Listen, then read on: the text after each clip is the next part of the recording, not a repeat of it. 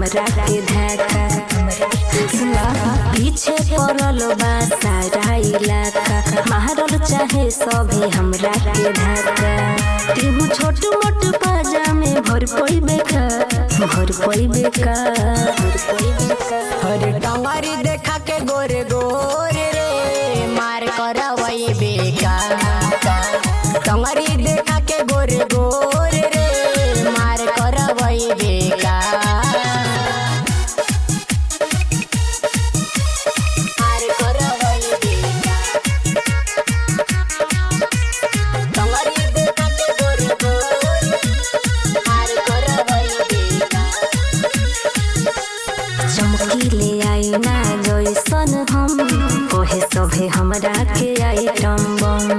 ऐठल तोहरो छोड़ा देबो हम बुझिया ना हमारा के केहू से कम बुझिया ना हमारा के केहू से कम चमकीले आई ना जैसन हम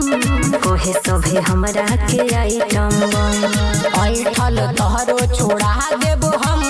बुझिया ना हमारा के केहू से कम बीजे बेताबी लेखते हूँ रगड़ा जोइबे का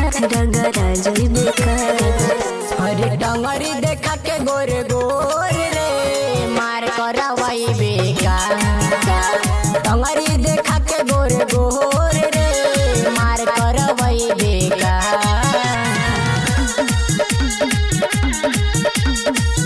मार करवई बेका